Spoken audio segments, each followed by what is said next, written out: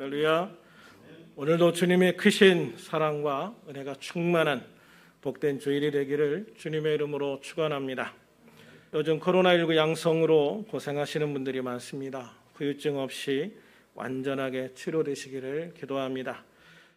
최고의 경영자에서 사전 외판원까지 인생의 굴곡을 겪은 가운데 하나님을 만나 변화된 신섭장로님은 부잣집 아들로 태어나 후생을 모르고 자랐습니다. 젊은 30대에 그는 수십 개의 회사를 거느린 최고 경영자였습니다. 그러나 그는 정치적인 상황에 의해서 흑자도산을 할 수밖에 없게 되었습니다. 좌절과 절망의 시간을 보내며 2번이나 자살을 하려고 했습니다. 그러나 아내와 가족의 강권으로 기도원에 보내져 3년을 지내는 동안 주님을 만나고 말씀을 받고 은혜를 받아서 믿음으로 다시 회복되었습니다.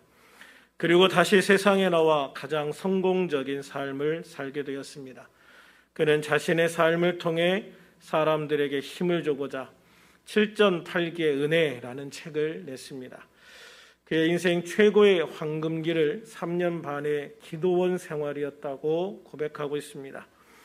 그렇습니다. 하나님의 은혜가 있을 때 그때가 가장 행복할 때이고 인생의 최고의 시간인 겁니다.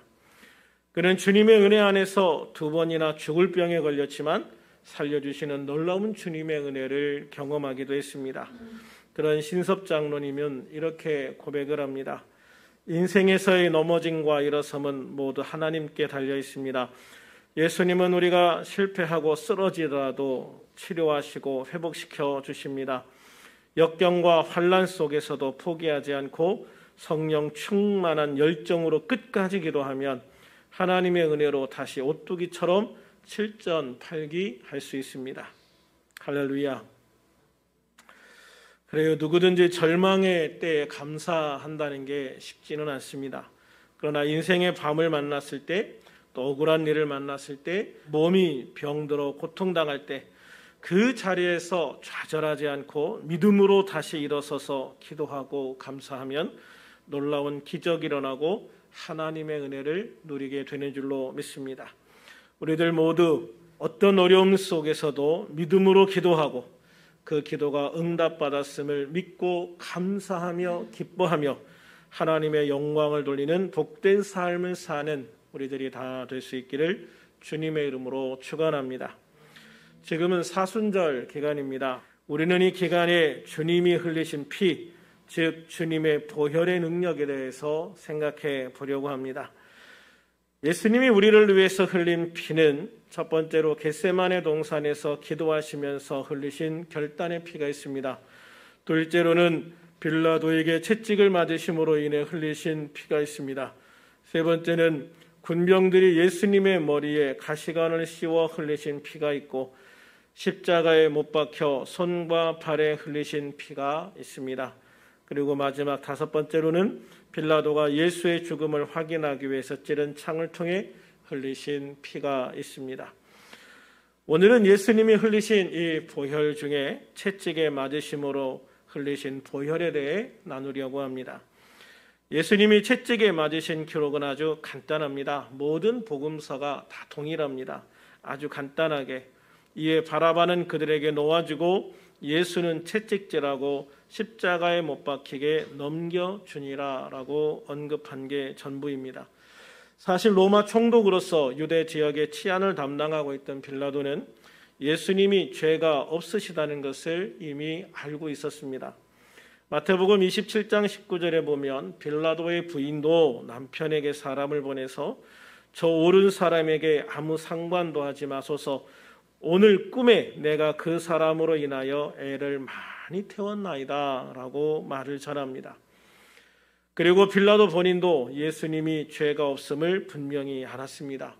그래서 유대인들의 분노도 진정시키고 예수님도 죽이지 않기 위해서 생각해낸 것이 채찍을 때려 놓아주는 것이었습니다.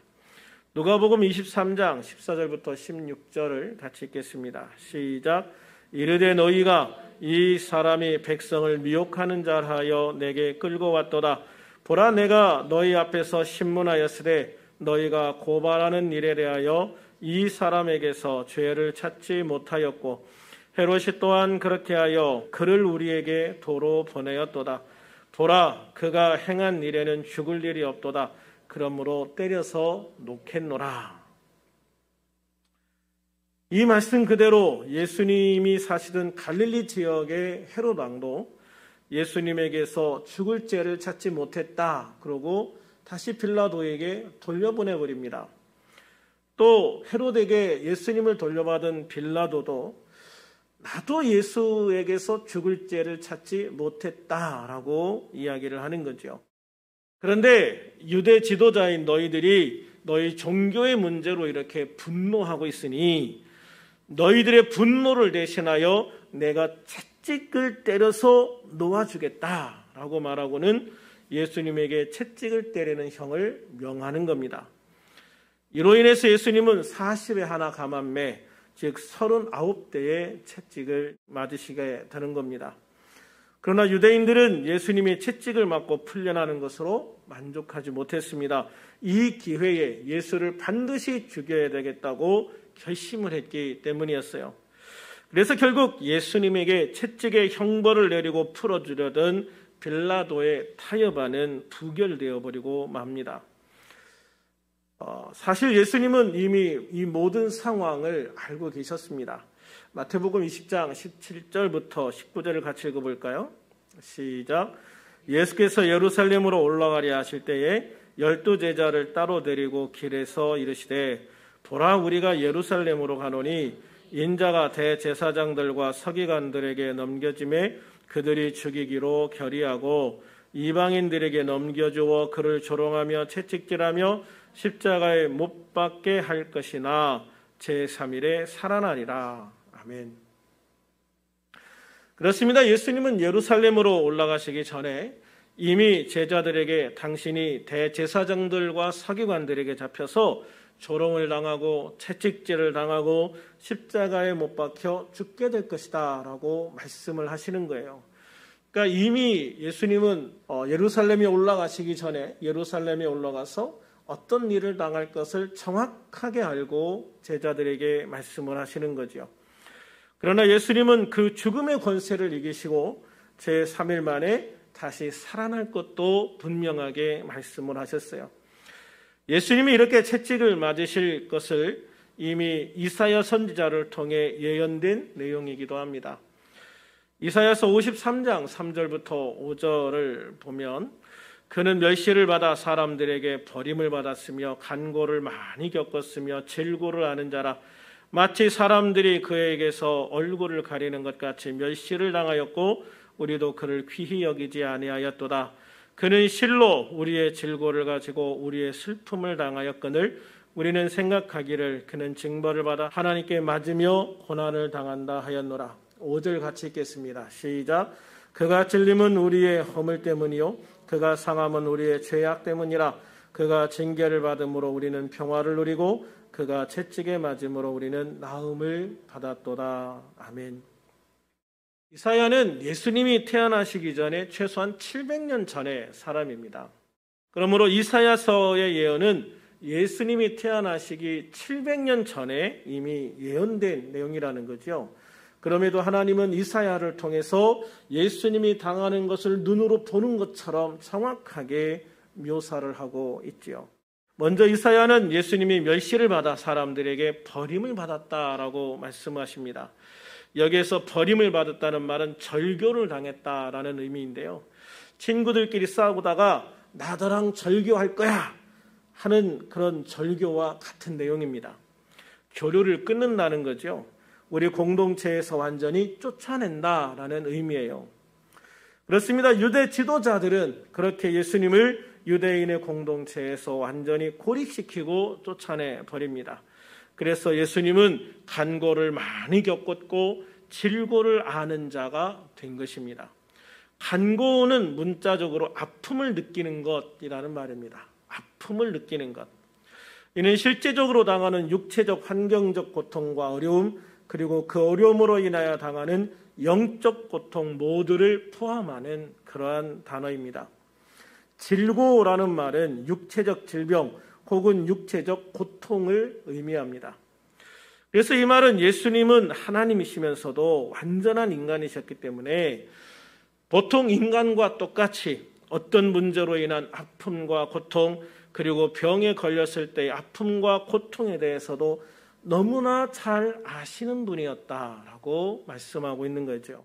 예수님도 인간으로 성장하시면서 이런 질병의 고통과 아픔을 겪으셨어요. 예수님이 어릴 때 본인이 병에 걸려서 아픈 적이 있었든지 없었는지 그거는 모르겠습니다만은 예수님은 어릴 때 아버지가 일찍 돌아가십니다. 아마 예수님이 10대 때 돌아가셨다고 생각을 해요. 아니면 10대 이전에 돌아가셨을 수도 있죠. 아마도 병으로 아버지가 돌아가셨을 겁니다. 그리고 그 모든 과정을 어리지만 맏아들로서, 큰아들로서 누구보다 아버지 가까이에서 아버지를 지켜보고 아버지가 병으로 인해서 죽어가는 모습을 지켜볼 수밖에 없었을 겁니다. 그래서 예수님은 그렇게 병으로 고통받는 사람들을 보면 불쌍히 여기시고 그들을 치유해 주려는 마음이 가득했던 거지요. 또한 예수님은 십자가를 지는 과정에서 그 모든 고통과 아픔을 다 겪으셨습니다. 사람들은 예수가 죄를 지어 마땅히 받아야 될 징계를 받는다고 생각을 했지만 실제로 예수님은 죄가 없는 유일한 인간이었습니다.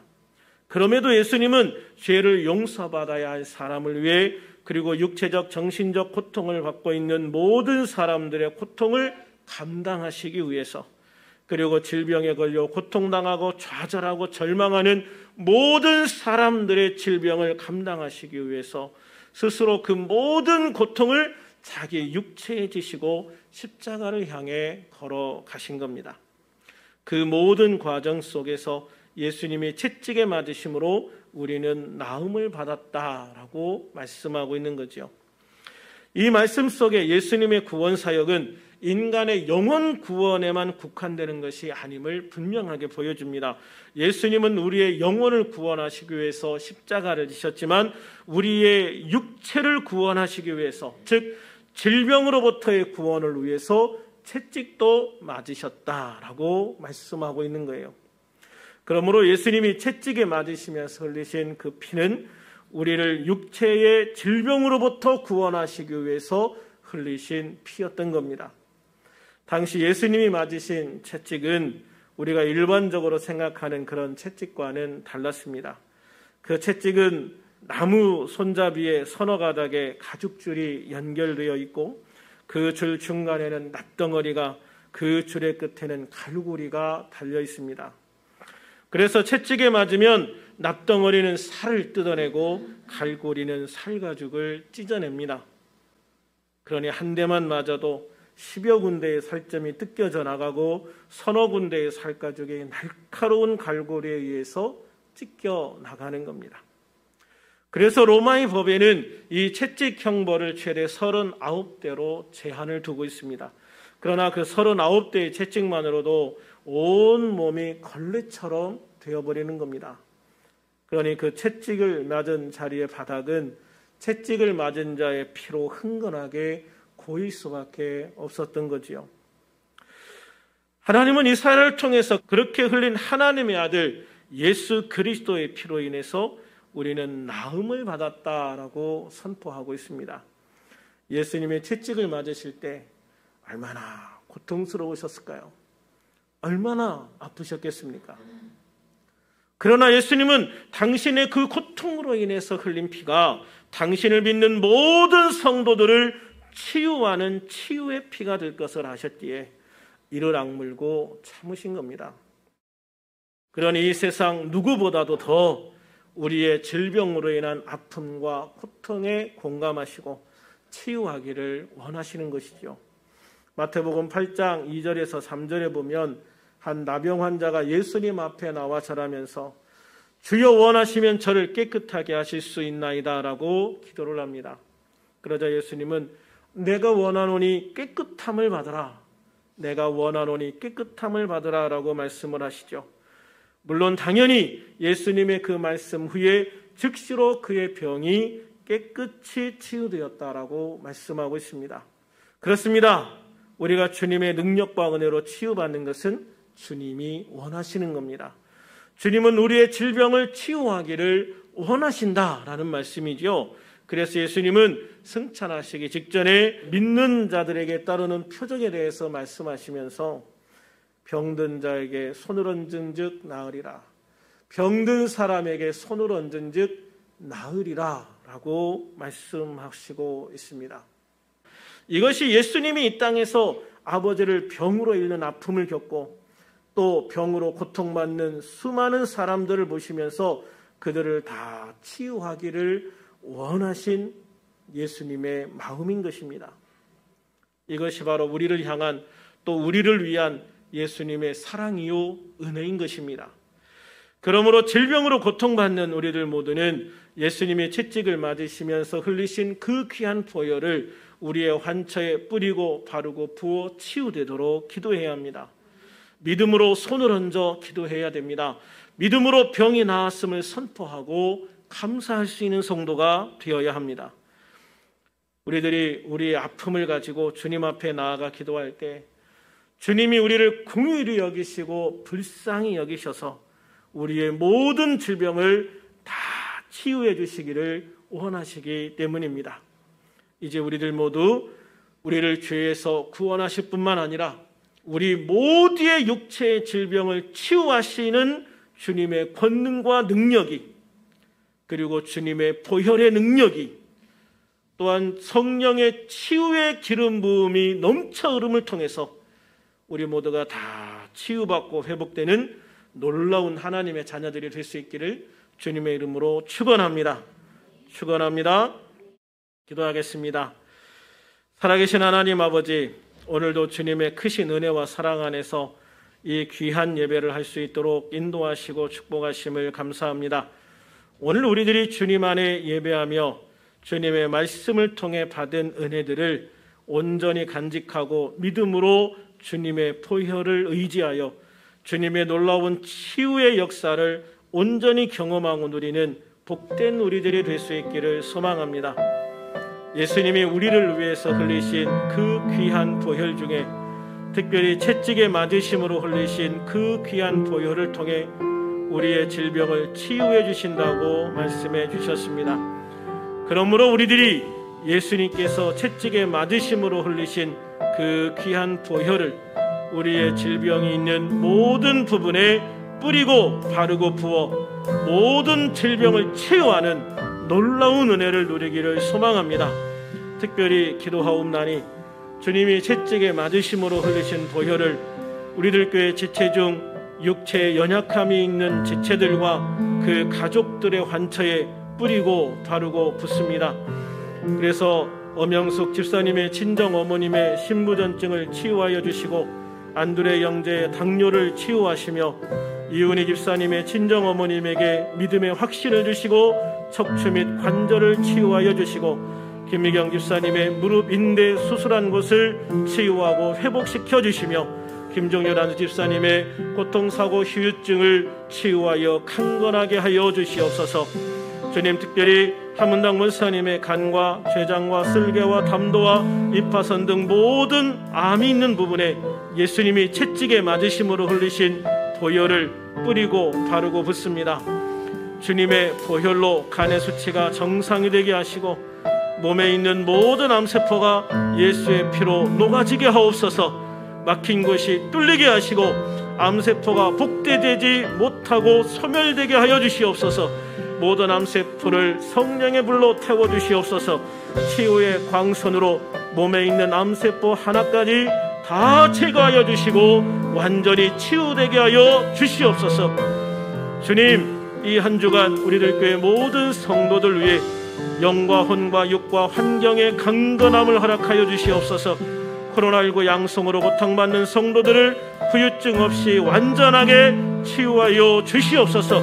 모든 환경에 은혜를 더하여 축복하여 주시옵소서. 주님의 능력의 손으로 우리를 보호하여 지켜 주시옵소서. 함께 하시고 축복하심을 감사하오며 예수님 이름으로 기도하옵나이다. 아멘.